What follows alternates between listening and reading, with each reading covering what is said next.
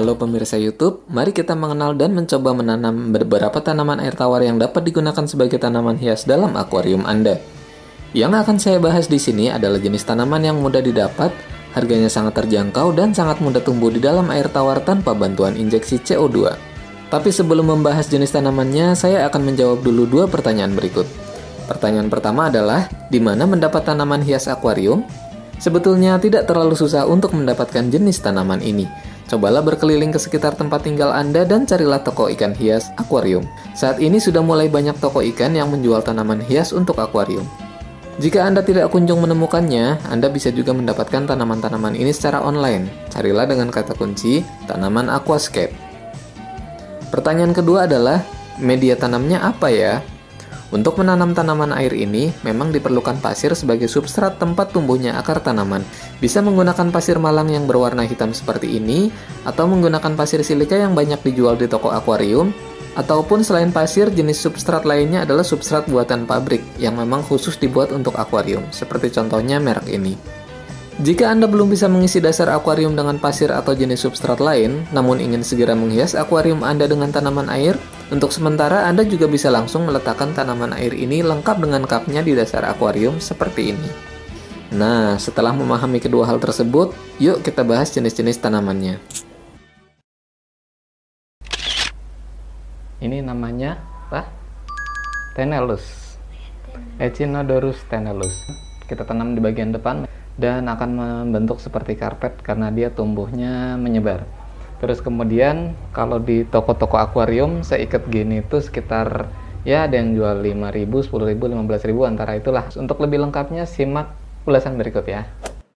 Berasal dari rawa-rawa yang ada di Amerika Utara dan Selatan, Tenellus adalah tanaman air alami yang mempunyai sifat tumbuh menyebar jika mendapat cahaya dan nutrisi yang cukup.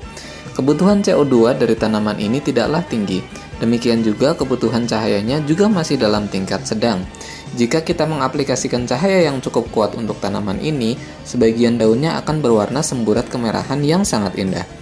Untuk menanamnya, pisahkan masing-masing batangnya dan tanam masing-masing batang dengan jarak 5 cm atau lebih rapat jika ingin hasil yang lebih rimbun.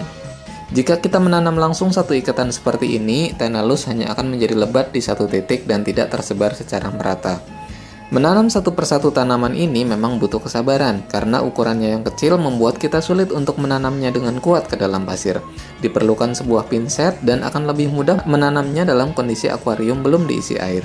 Seiring berjalannya waktu, Tenellus akan tumbuh menyebar menyerupai rumput yang kehijauan dan segala kerepotan kita dalam menanamnya terbayarkan dengan pemandangan indah yang bisa kita nikmati setiap hari.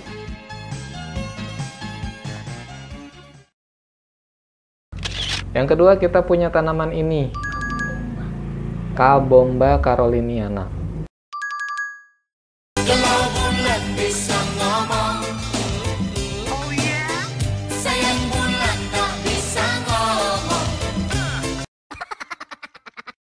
Kabomba caroliniana.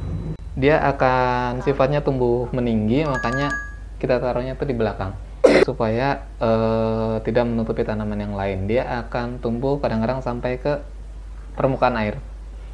Dan kalau di toko sih sebetulnya dia dijual antara 3-5 ribu lah sekap ini. Tanaman ini mempunyai tingkat pertumbuhan yang sangat cepat. Pertumbuhannya cukup fantastis jika kita membandingkan dengan pertumbuhan tanaman lainnya. Kabomba yang berasal dari sungai-sungai dan kolam di Amerika Selatan ini biasanya akan tumbuh hingga ujungnya mencapai permukaan air. Namun, jika kebutuhan cahayanya kurang terpenuhi, biasanya daun-daun di bagian tengah akan berguguran sehingga daun yang bulat-bulat ini hanya akan terdapat di ujung atasnya saja, jadi kelihatan kurang elok. Kebutuhan cahayanya memang tinggi, namun demikian kebutuhan CO2-nya cukup rendah sehingga tidak diperlukan tambahan injeksi CO2 untuk menumbuhkan tanaman ini. Kadang, karena daunnya lebat dan batangnya kurus, tanaman ini akan mudah terlepas dari substrat dan terangkat ke atas permukaan air. Untuk mengatasi hal tersebut, salah satu caranya kita bisa mengikatkan bagian bawah dari batang tanaman ini dengan batu kerikil atau kayu kecil supaya tidak mudah terlepas dari substrat. Saat Kabomba telah rimbun, keindahan dan eksotik dari tanaman ini akan memikat semua orang yang memandang akuarium Anda.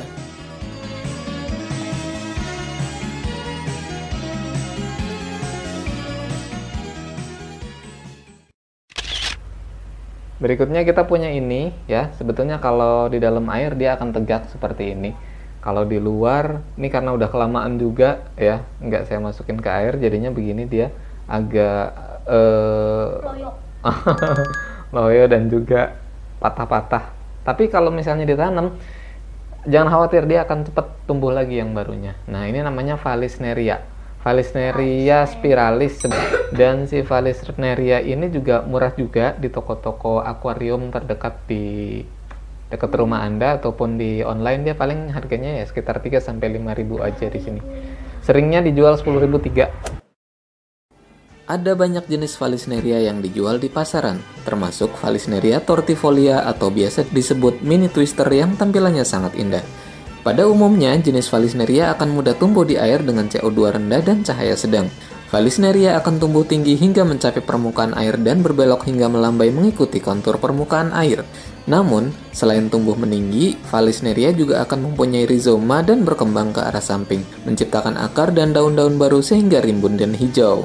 Sebelum menanamnya, sebaiknya daun-daun yang tua dan kering atau rusak dipotong terlebih dahulu, sisakan hanya daun yang masih segar saja. Jangan khawatir, karena dalam waktu singkat, Vallisneria akan menumbuhkan daun-daun baru yang lebih terang. Tanam Vallisneria di bagian belakang sebagai tanaman background, bisa menggunakan pinset atau pakai tangan pun masih bisa. Lengkung Vallisneria yang luas, anggun, dan gemulai sangat memanjakan mata dan membuat kita tidak bosan melihatnya. Yang berikutnya, yang terakhir untuk seri video ini namanya apa? Tepat sekali, karena ini sangat terkenal. Anak kecil juga tahu tuh. Namanya adalah moss, dan kebetulan yang saya pegang ini adalah Java moss. Jadi dijual seperti ini, per batu ini ya. Saya beli ini kemarin sih hanya Rp7.000 aja, tapi bervariasi. Yang lempeng kemarin saya tanyakan ada yang 15.000. Pokoknya murah-murah lah kalau yang low CO2 kayak gini, karena mudah dikembangbiakan. Ini beli dan langsung tinggal dimasukkan aja seperti ini. Nah, kita langsung nih ya, langsung bisa jadi aduh, tangan saya basah kan jadinya. Langsung bisa bersinar seperti itu, hijaunya cukup berkilau. Itu untuk moss, dan lebih lengkap mengenai moss bisa disimak ulasannya berikut ini. Untuk menyebut nama tanaman ini, orang Indonesia tetap menyebutnya sebagai moss dan tidak disebut sebagai lumut, karena lumut dalam dunia akuarium identik dengan alga atau ganggang pengganggu akuarium. Jenis yang saya tampilkan ini adalah Java moss, atau nama ilmiahnya adalah Taxiphyllum barbieri. Tanaman ini sangat handal untuk bertahan hidup di dalam air. Asal tercelup ke air, dia pasti akan hidup, namun pertumbuhannya memang biasanya cukup lambat. Yang membedakan jenis ini dengan tanaman lain adalah bahwa moss tidak mempunyai akar dan akan tumbuh menempel di benda-benda seperti batu atau kayu. Karena itu, untuk memeliharanya kita harus ikatkan moss ini pada media-media tersebut. Moss biasanya dijual sudah dalam kondisi diikat pada batu atau diikat pada lempeng pakis, atau bisa juga dibentuk menjadi nampak menyerupai tanaman bonsai seperti ini. Ada juga yang menjual moss secara curah per gelas atau dalam plastik kecil. Jika Anda ingin membuat moss ini menjadi karpet, maka kita juga bisa menjepitnya menggunakan wire mesh atau anyaman kawat.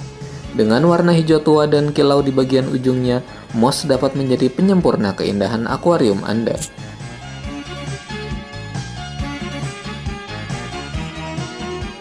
Baik pemirsa, itulah yang dapat kami sampaikan untuk seri video ini. Jenis tanaman air untuk akuarium memang ada banyak sekali. Karena itu kemungkinan besar saya juga akan membahas jenis tanaman yang lainnya di video-video selanjutnya. Dan termasuk juga saya akan share bagaimana agar tanaman air ini tumbuh optimal, jenis pupuk apa yang harus diberikan, perlukah injeksi CO2, bagaimana sebaiknya pencahayaannya, dan lain-lain. Karena itu, jika Anda ingin terus mengikuti topik ini di video-video saya selanjutnya, maka subscribe di tombol yang bawah sini, di bagian kanan bawah ya.